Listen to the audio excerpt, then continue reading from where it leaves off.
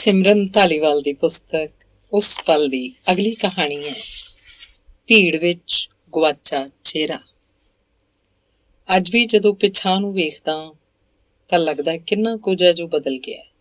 ਸਮਾਂ, ਹਾਲਾਤ ਤੇ ਚਿਹਰੇ ਵੀ। ਖੁਦ ਨੂੰ ਖੁਦ ਸਾਹਮਣੇ ਖੜ ਕੇ ਵੀ ਪਹਿਚਾਣ ਨਹੀਂ ਪਾਉਂਦਾ ਮੈਂ। ਹੈ ਨਾ ਅਜੀਬ ਜਿਹੀ ਕਹਾਣੀ। ਆਪਣੇ ਆਪ ਕੋਲੋਂ ਹੀ ਨਜ਼ਰਾਂ ਚੁਰਾਉਣ ਲੱਗਦਾ ਮੈਂ। ਬਹਿਸ ਚੱਲਦੀ ਹੈ ਉਦੋਂ IPS ਸੰਘਾ ਦੇ ਭਾਵੁਕ ਜਿਹੇ ਇੰਦਰ ਵਿਚਾਲੇ। ਇੰਦਰ ਜੀ ਨੂੰ ਕਵਿਤਾ ਲਿਖਣ ਦੀ ਬਿਮਾਰੀ ਸੀ ਕਦੇ, ਜਿਹੜਾ ਬਦਲ ਦੇਣਾ ਚਾਹੁੰਦਾ ਸੀ ਪੂਰੇ ਸਮਾਜ ਨੂੰ ਆਪਣੀ ਇੱਕ ਕਵਿਤਾ ਰਾਹੀਂ, ਤੇ ਉਹ ਕਮਬਖਤ IPS ਸੰਘਾ ਬਦਲੀ ਬੈਠਾ ਖੁਦ ਨੂੰ ਹੀ। ਇਸੇ ਲਈ ਤਾਂ ਸ਼ਹਿਰ ਦੇ ਹਰ ਨੁਕਰੇ ਉਹਦੇ ਨਾਮ ਦੇ ਬੋਰਡ ਟੰਗੇ ਨਜ਼ਰ ਆਉਂਦੇ ਨੇ, ਜਿਨ੍ਹਾਂ ਦੀਆਂ ਕੱਟੀਆਂ ਕਲੋਨੀਆਂ ਵਿੱਚ ਅੱਜ ਅੱਧਾ ਸ਼ਹਿਰ ਵਸਦਾ ਹੈ। ਕਦੇ ਉਹੀ ਸੰਘਾ ਸਾਹਿਬ ਰਹਿਣ ਜੋਗੇ ਚੰਗੇ ਭਲੇ ਘਰ ਦੇ ਸੁਪਨੇ ਲੈਣ ਤੋਂ ਵੀ ਡਰਿਆ ਕਰਦੇ ਸੀ। ਆਪਣੇ ਹੀ ਦੋਨੋਂ ਰੂਪ ਦੇਖ ਕੇ ਹੈਰਾਨ ਹੁੰਦਾ ਮੈਂ, ਕਿੱਥੇ ਗੁਆਚ ਗਿਆ ਮੇਰੇ ਅੰਦਰਲਾ ਸ਼ਾਇਰ ਇੰਦਰ, ਤੇ ਕਿਵੇਂ ਪੈਦਾ ਹੋ ਗਿਆ ਇਹ IPS ਸੰਘਾ। ਇਸ ਲੇਖੇ ਜੋਖੇ ਚ ਅਕਸਰ ਉਲਝਿਆ ਰਹਿੰਦਾ ਮੈਂ। ਆਪਣੇ ਅੰਦਰ ਚੱਲਦੇ ਇਸ ਮਹਾਯੁੱਧ ਦਾ ਆਨੰਦ ਮਾਣਦਾ, ਮਸਤ ਹੋਇਆ ਰਹਿੰਦਾ ਮੈਂ। ਮੇਰੀ ਇਸ ਮਸਤੀ ਨੂੰ ਡਾਕਟਰ ਸੋਹਲ ਦੀ ਡਾਕਟਰੀ ਭਾਸ਼ਾ ਡਿਪਰੈਸ਼ਨ ਦੱਸਦੀ ਹੈ। ਸਾਰਾ ਕੁਝ ਰਿਵਰਸ ਹੋਣ ਲੱਗਦਾ ਉਸ ਪਲ। ਭੋਲਾ ਭਾਲਾ ਇੰਦਰ ਆਣ ਖੜਦਾ ਮੇਰੀਆਂ ਅੱਖਾਂ ਸਾਹਮਣੇ। ਗਰੀਬ ਜਿਹੇ ਘਰ ਦਾ ਆਮ ਜਿਹਾ ਮੁੰਡਾ, ਪੜ੍ਹਨ ਦੀ ਰੀਝ ਸੀ ਜਿਸ ਅੰਦਰ, ਤੇ ਮਾਂ ਦੇ ਗਹਿਣੇ ਵੇਚ ਕੇ ਫੀਸ ਭਰੀ ਸੀ ਜਿਹਨੇ ਕਾਲਜ ਦੀ। ਕਾਲਜ ਦਾ ਪਹਿਲਾ ਦਿਨ ਅਕਸਰ ਘੁੰਮਣ ਲੱਗ ਪੈਂਦਾ ਮੇਰੀਆਂ ਅੱਖਾਂ ਅੱਗੇ। ਛਿਣਾਂ ਵਿੱਚ ਦ੍ਰਿਸ਼ ਸਾਕਾਰ ਹੋ ਜਾਂਦਾ ਹੈ ਪੰਜਾਬੀ ਦੀ ਪਹਿਲੀ ਕਲਾਸ ਦਾ। ਪ੍ਰੋਫੈਸਰ ਆਨੰਦ ਨੇ ਪਾਸ਼ ਦੀਆਂ ਸਤਰਾਂ ਨਾਲ ਗੱਲ ਸ਼ੁਰੂ ਕੀਤੀ ਸੀ। ਪੁਲਿਸ ਦੀ ਕੁੱਟ ਸਭ ਤੋਂ ਖਤਰਨਾਕ ਨਹੀਂ ਹੁੰਦੀ, ਤੇ ਜਦੋਂ ਉਹਨਾਂ ਸਭ ਤੋਂ ਖਤਰਨਾਕ ਹੁੰਦਾ ਹੈ ਸਾਡੇ ਸੁਪਨਿਆਂ ਦਾ ਮਰ ਜਾਣਾ, ਤੇ ਆ ਕੇ ਗੱਲ ਮੁਕਾਈ ਸੀ ਤਾਂ ਪੂਰੀ ਕਲਾਸ 'ਚ ਸੁੰਨ ਫੈਲ ਗਈ ਸੀ। ਰੋਟੀ ਖਾ ਕੇ ਸੌਂ ਜਾਣਾ ਹੀ ਜ਼ਿੰਦਗੀ ਨਹੀਂ ਹੁੰਦੀ, ਜਿਉਣਾ ਤਾਂ ਉਹਨੂੰ ਆਖਦੇ ਨੇ। ਪੂਰਾ ਪੀਰੀਅਡ ਉਹਨਾਂ ਇਹਨਾਂ ਹੀ ਗੱਲਾਂ ਤੇ ਲੰਘਾਇਆ ਸੀ। ਸਮਾਜਿਕ ਨਾਮ ਬਰਾਬਰੀ, ਕਿਰਤ ਦੀ ਲੁੱਟ, ਰਾਜ ਸੱਤਾ ਦਾ ਜ਼ਬਰ, ਬੇਰੁਜ਼ਗਾਰੀ ਤੇ ਹੋਰ ਪਤਾ ਨਹੀਂ ਐਸੀਆਂ ਕਿੰਨੀਆਂ ਕੁ ਗੱਲਾਂ ਦੱਸੀਆਂ ਸਨ ਪ੍ਰੋਫੈਸਰ ਆਨੰਦ ਨੇ, ਜੋ ਪਹਿਲਾਂ ਕਦੀ ਨਹੀਂ ਸੀ ਸੁਣੀਆਂ ਇੰਦਰ ਨੇ। ਕਲਾਸ 'ਚੋਂ ਜਾਣ ਲੱਗਿਆ ਆਖਿਆ ਸੀ ਉਹਨੇ, ਕਿਤਾਬਾਂ ਨਾਲ ਦੋਸਤੀ ਪਾਓ, ਸੋਚਣਾ ਤੇ ਜਿਉਣਾ ਕਿਤਾਬਾਂ ਹੀ ਸਿਖਾਉਂਦੀਆਂ ਨੇ। ਉਸ ਦਿਨ ਘੰਟੀ ਵੱਜੀ ਤੋਂ ਕੈਂਟੀਨ ਨਹੀਂ ਸੀ ਗਿਆ ਇੰਦਰ। ਆਪ ਮੁਹਾਰੇ ਮੁੜ ਗਏ ਸਨ ਉਹਦੇ ਕਦਮ ਲਾਇਬ੍ਰੇਰੀ ਵੱਲ। ਉਸ ਦਿਨ ਘਰ ਮੁੜ ਕੇ ਰੋਟੀ ਵੀ ਨਹੀਂ ਸੀ ਖਾਧੀ ਉਹਨੇ।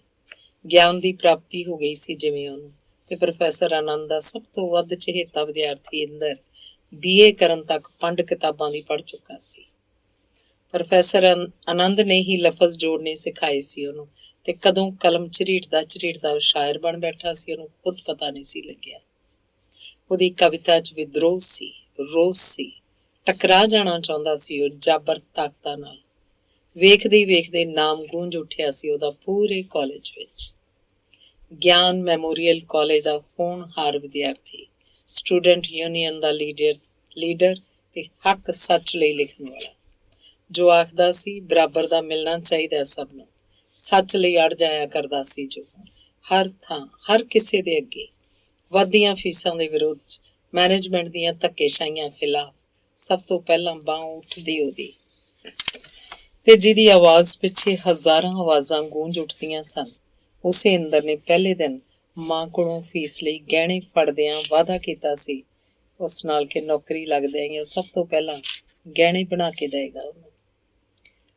ਪਰ ਨਾ ਉਸ ਇੰਦਰ ਦੀ ਨੌਕਰੀ ਲੱਗੀ ਸੀ ਤੇ ਮਾਂ ਨਾਲ ਕੀਤਾ ਵਾਅਦਾ ਪੁਗਾ ਸਕਿਆ ਸੀ ਉਹ, ਕਿਉਂਕਿ ਨਹੀਂ ਸੀ ਜਾਚ ਉਹਨੂੰ ਸਮਝੌਤੇ ਕਰਨ ਦੀ, ਨਹੀਂ ਸੀ ਜਿਉਣਾ ਆਉਂਦਾ ਉਹਨੂੰ ਖੁਦ ਨੂੰ ਮਾਰ ਕੇ।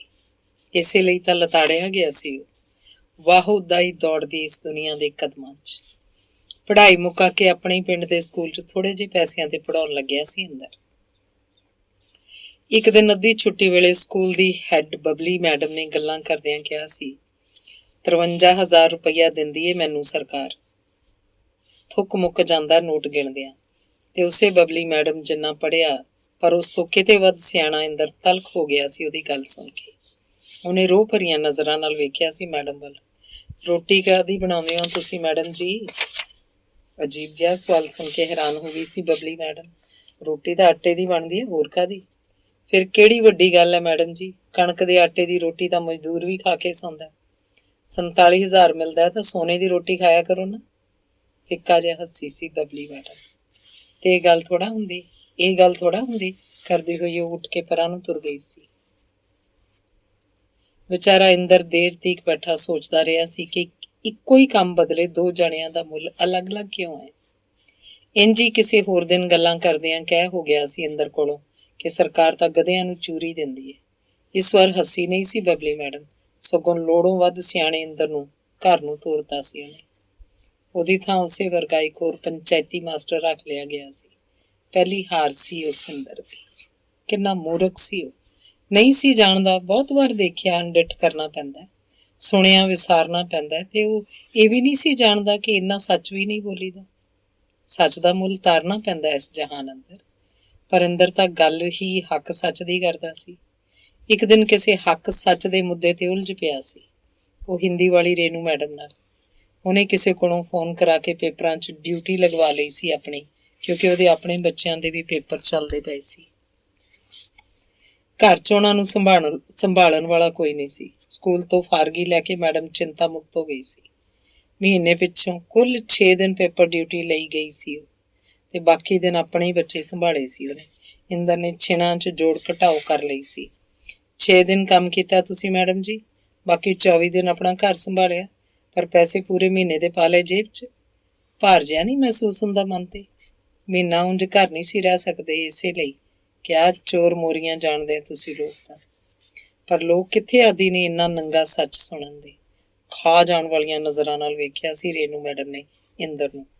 ਸੰਘਾ ਸਾਹਿਬ ਜਾਣਦੇ ਨੇ ਇੰਦਰ ਵਰਗਿਆਂ ਦਾ ਹਾਲ, ਇਸੇ ਲਈ ਤਾਂ ਸਭ ਤੌਰ ਤਰੀਕੇ ਜਾਣਦੇ ਨੇ ਇਸ ਦੁਨੀਆਦਾਰੀ ਦੇ। ਮੁਖੌਟਾ ਪਾ ਕੇ ਨਿਕਲਦੇ ਨੇ ਘਰ ਤੋਂ। ਬੋਲਣ ਤੋਂ ਪਹਿਲਾਂ ਤੋਲਦੇ ਹਰ ਗੱਲ ਨੂੰ, ਤੇ ਝੂਠ ਬੋਲਦਿਆਂ ਜ਼ੁਬਾਨ ਵੀ ਨਹੀਂ ਕੰਬਦੀ ਉਹਨਾਂ ਦੀ। ਇੰਦਰ ਤਾਂ ਤੁੱਛ ਜਿਹਾ ਲੱਗਦਾ ਹੈ ਸੰਘਾ ਸਾਹਿਬ ਸਾਹਮਣੇ, ਜਿਹੜਾ ਸਾਰੀ ਉਮਰ ਬਸ ਗਵਾਉਂਦਾ ਹੀ ਰਿਹਾ ਸੀ ਤੇ ਇਸੇ ਨੂੰ ਹੀ ਪ੍ਰਾਪਤੀ ਮੰਨਦਾ ਰਿਹਾ ਸੀ ਆਪਣੀ। ਕਿੰਨਾ ਭਾਵੁਕ ਸੀ ਇੰਦਰ। ਨਹੀਂ ਸੀ ਸਮਝਦਾ ਇਸ ਗੱਲ ਨੂੰ ਕਿ ਕਈ ਵਾਰ ਬਹੁਤ ਸਾਰਾ ਕੁਝ ਖੁਦ ਨੂੰ ਮਾਰ ਕੇ ਵੀ ਕਰਨਾ ਪੈਂਦਾ ਹੈ, ਜਿਵੇਂ ਉਸ ਦਿਨ ਸੰਘਾ ਸਾਹਿਬ ਨੇ ਕੀਤਾ ਸੀ। ਜੇਕਰ ਉਸ ਦਿਨ ਸੰਘਾ ਸਾਹਿਬ ਨੇ ਇੰਦਰ ਦੇ ਅੰਦਰੋਂ ਸਿਰ ਨਾ ਚੁੱਕਿਆ ਹੁੰਦਾ ਤਾਂ ਕਿੱਥੇ ਹੋਣੀ ਸੀ ਅੱਜ ਸੰਘਾ ਸਾਹਿਬ ਦੀ ਹੋਂਦ। ਕੌਣ ਜਾਣਦਾ ਫਿਰ IPS ਸੰਘਾ ਨੂੰ। ਪੂਰੇ ਸ਼ਹਿਰ 'ਚ ਤੂਤੀ ਬੋਲਦੀ ਹੈ ਜਿਹਦੀ। ਜੇ ਕਿਧਰੇ ਉਸ ਦਿਨ ਇੰਦਰ ਜ਼ਮੀਨ ਨੂੰ ਮਾਂ ਨਾਲ ਹੀ ਤਸਬੀਹ ਦਿੰਦਾ ਰਹਿ ਜਾਂਦਾ ਤਾਂ ਕਿੱਥੇ ਹੋਣਾ ਸੀ ਅੱਜ ਕਬਜ਼ਾ ਸੰਘਾ ਸਾਹਿਬ ਦਾ ਇਸ ਅੱਧੇ ਸ਼ਹਿਰ ਤੇ। ਕਿੱਥੇ ਹੋਣੇ ਸੀ ਸੰਘਾ ਕੰਪਲੈਕਸਿਸ, ਸੰਘਾ ਸ਼ਾਪਿੰਗ ਮਾਲਸ, ਸੰਘਾ ਐਨਕਲੇਵਸ ਤੇ ਹੋਰ ਵੀ ਪਤਾ ਨਹੀਂ ਕੀ।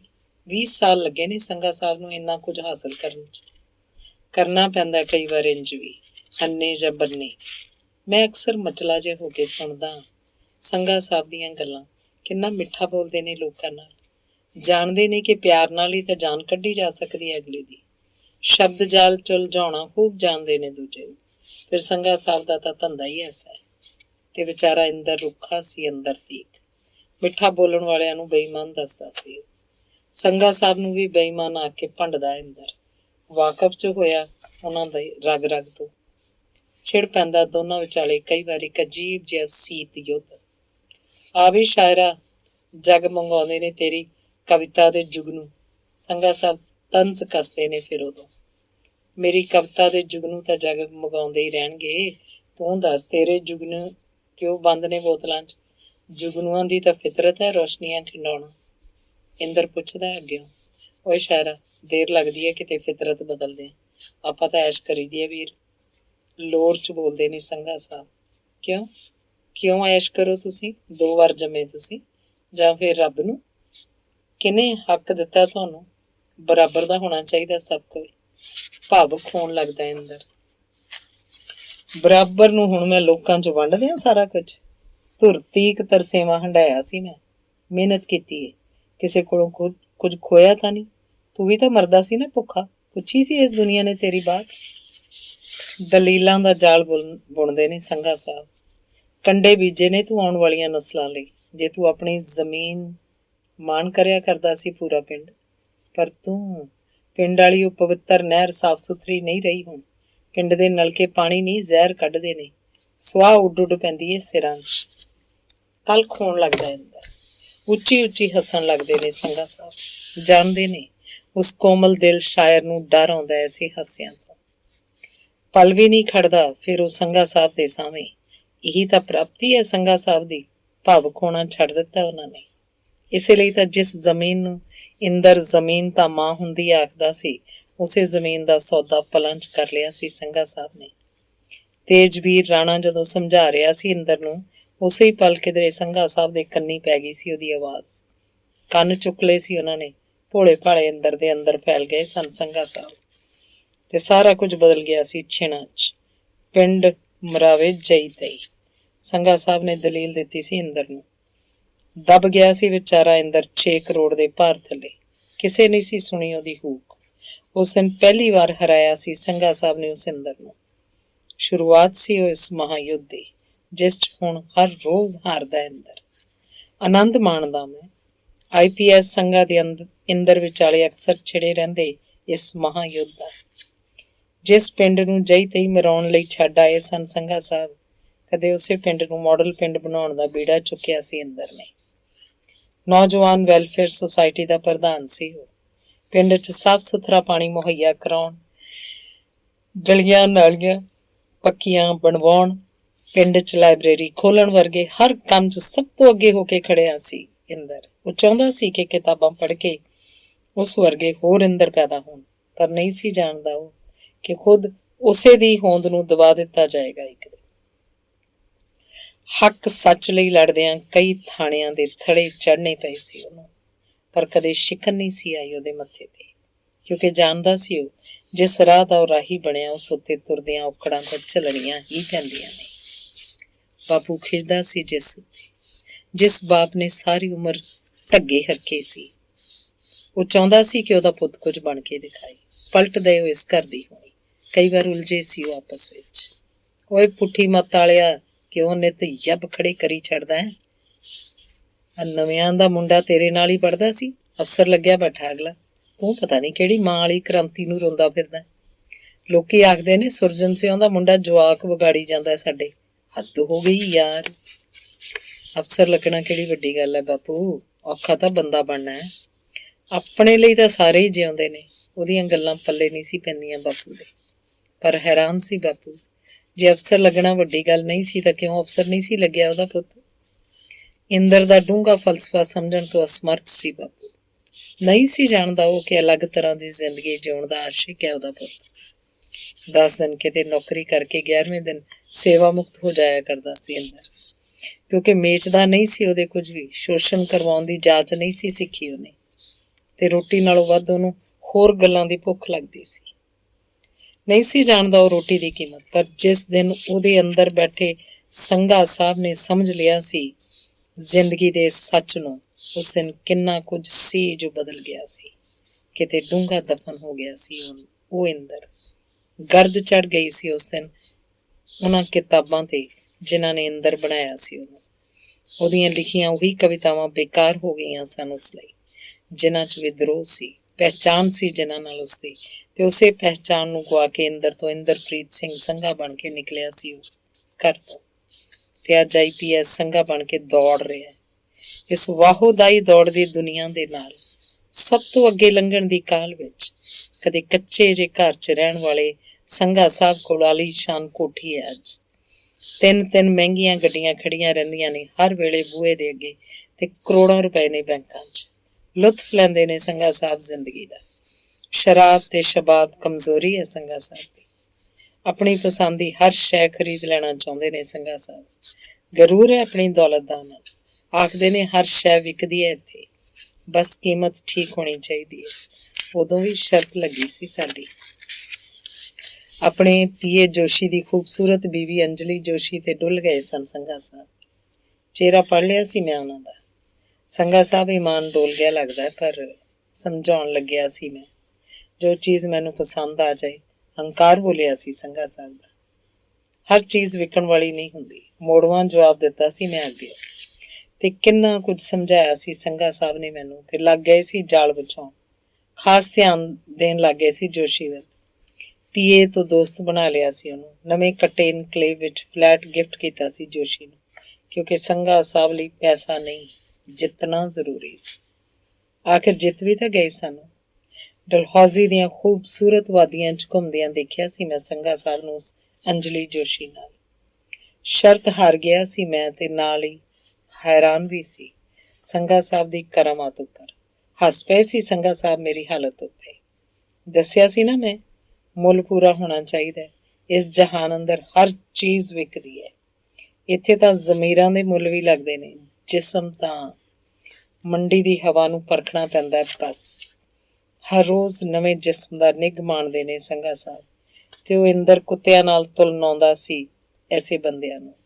ਥਾਂ ਥਾਂ ਮੂੰਹ ਮਾਰਨ ਵਾਲੇ ਚਰਿੱਤਰਹੀਣ ਲੋਕ। ਕਿਸੇ ਇੱਕ ਨਾਲ ਸੱਚੀ ਮੁਹੱਬਤ ਕਰਨੀ ਚਾਹੁੰਦਾ ਸੀ ਉਹ, ਤੇ ਸੱਚੀ ਮੁਹੱਬਤ ਹੀ ਤਾਂ ਕੀਤੀ ਸੀ ਉਹਨੇ ਸੀਮਾ ਨਾਲ। ਬਲਾ ਦੀ ਖੂਬਸੂਰਤ ਸੀ ਉਹ, ਕਿੰਨੇ ਸੁਪਨੇ ਬੁਣੀ ਬੈਠਾ ਸੀ ਉਹ ਭਾਵੁਕ ਜਿਹਾ ਇੰਦਰ। ਪਰ ਹਜ਼ਾਰਾਂ ਕਿਤਾਬਾਂ ਪੜ੍ਹਨ ਵਾਲਾ ਇੰਦਰ ਨਹੀਂ ਸੀ ਪੜ੍ਹ ਸਕਿਆ ਉਹਦਾ ਚਿਹਰਾ, ਜਿਸ ਤੇ ਲਿਖਿਆ ਸੀ ਕਿ ਉਹਨੂੰ ਇੰਦਰ ਵਰਗਾ ਕਮਲਾ ਅਤੇ ਜਜ਼ਬਾਤੀ ਜਿਹਾ ਸਾਥੀ ਨਹੀਂ ਚਾਹੀਦਾ।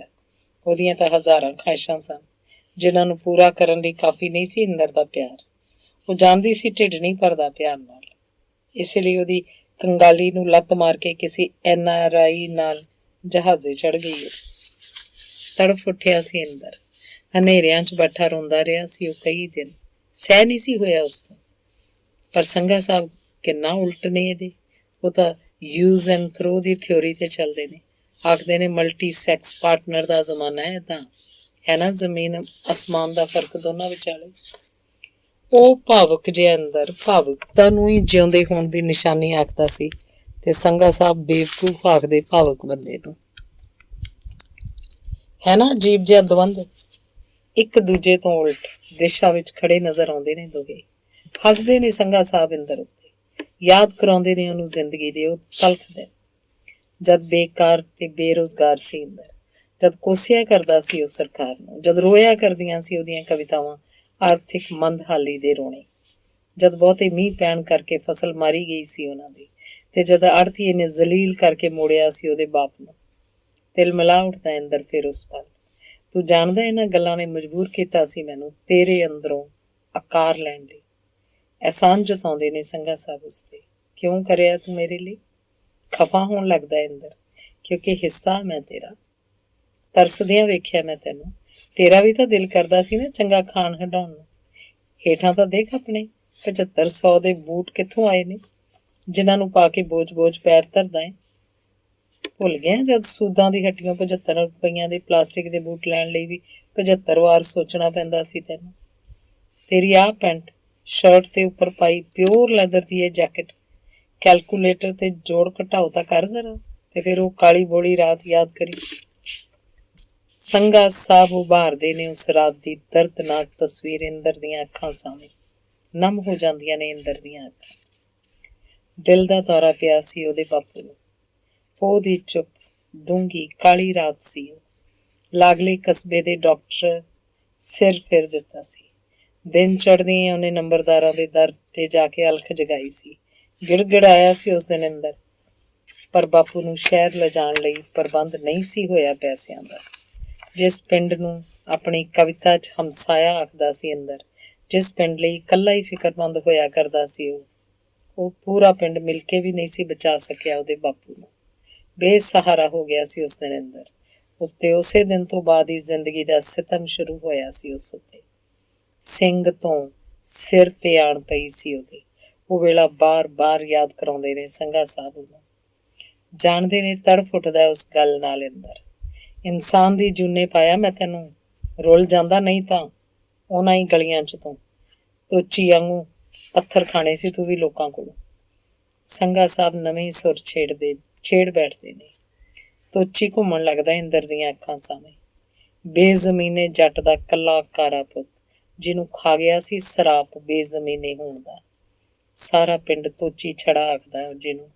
ਸੰਤੁਲਨ ਹਿੱਲ ਗਿਆ ਸੀ ਉਹਦਾ। ਸਾਰਾ ਦਿਨ ਗਲੀਆਂ 'ਚ ਭੌਂਦੇ ਫਿਰਦੇ ਤੋਚੀ ਦੇ ਮਗਰ ਪਿੰਡ ਦੇ ਜਵਾਕਾਂ ਦੀ ਹੇੜ ਲੱਗੀ ਰਹਿੰਦੀ। ਕੋਈ ਜਣਾ ਆਖਦਾ, ਓਏ ਤੋਚੀ ਟਾਈਮ ਕਿੰਨਾ ਹੋਇਆ? ਤਾਂ ਤੋਚੀ ਝੱਗਾ ਚੁੱਕ ਕੇ ਅਗਲੇ ਮੂਹਰੇ ਖੜ ਜਾਂਦਾ। ਤੇ ਆਪੇ ਵੇਖ ਲੈ 2 ਵੱਜ ਕੇ। ਤੇੜੋਂ ਨੰਗੇ ਤੋਚੀ ਵੱਲ ਵੇਖ ਕੇ ਜਵਾਕ ਹੱਸਣ ਲੱਗਦੇ। ਕਦੇ ਉਹੀ ਜਵਾਕ ਉਸੇ ਤੋਚੀ ਨੂੰ ਪੱਥਰ ਮਾਰਨ ਲੱਗਦੇ। ਤੋਚੀ ਜਵਾਕਾਂ ਮਗਰ ਦੌੜਦਾ, ਗਾਲਾਂ ਕੱਢਦਾ ਉਹਨਾਂ ਨੂੰ।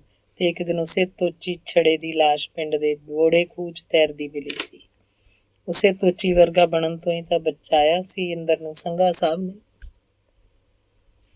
ਨਹੀਂ ਤਾਂ ਥੋੜ ਜ਼ਮੀਨਾਂ ਇੰਦਰ ਵੀ ਇੰਦਰ ਛੜਾ ਖਵਾਉਂਦਾ, ਸ਼ਾਇਦ ਤੋਚੀ ਵਾਂਗ ਹੀ ਸੰਤੁਲਨ ਗਵਾਈ ਤੇੜੋਂ ਨੰਗਾ ਗਲੀਆਂ 'ਚ ਫਿਰਦਾ। ਮੈਂ ਤੋਚੀ ਨਹੀਂ ਸੀ ਬਣਨਾ, ਮੈਂ ਤਾਂ ਮੇਰੀ ਵਿਚਾਰਧਾਰਾ ਲਈ ਪ੍ਰਤੀਬੱਧ ਸੀ। ਇੰਦਰ ਦਲੀਲਾਂ ਦਿੰਦਾ ਸੰਘਾ ਸਾਹਿਬ ਨੂੰ। ਕਿਹੜੀ ਵਿਚਾਰਧਾਰਾ? ਵਿਚਾਰਾਂ ਨਾਲ ਢਿੱਡ ਨਹੀਂ ਭਰਦਾ। ਜਦੋਂ ਵਾਹ ਪੈਂਦਾ ਹੈ ਨਾ ਜ਼ਿੰਦਗੀ ਨਾਲ, ਫੂਕ ਨਿਕਲ ਜਾਂਦੀ ਹੈ ਬੰਦੇ ਦੀ। ਤੂੰ ਦੂਜਿਆਂ ਲਈ ਜਿਉਣ ਦੀ ਗੱਲ ਕਰਦਾ ਹੈ।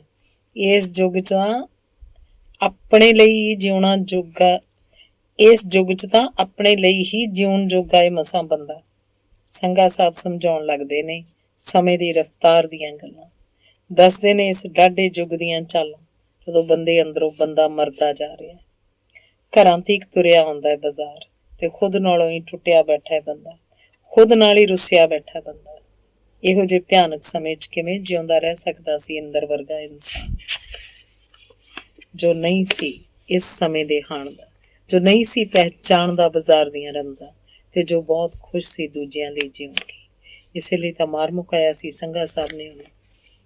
ਸ਼ਰਾਬ ਦੀ ਫੈਕਟਰੀ ਬਣਨ ਜਾ ਰਹੀ ਸੀ ਉਹਨਾਂ ਦੇ ਪਿੰਡ, ਇੰਦਰ ਦੇ ਖੇਤਾਂ ਦੇ ਨਾਲ, ਸੰਧੂਆਂ ਦੀ ਜ਼ਮੀਨ 'ਚ। ਮੂੰਹ ਮੰਗੇ ਮੁੱਲ ਵੇਚੀ ਸੀ ਸੰਧੂਆਂ ਨੇ ਜ਼ਮੀਨ, ਪਰ ਸੰਧੂਆਂ ਦੀ ਜ਼ਮੀਨ ਤੋਂ ਪਹਿਲਾਂ ਇੰਦਰ ਦੀ ਜ਼ਮੀਨ ਸੀ।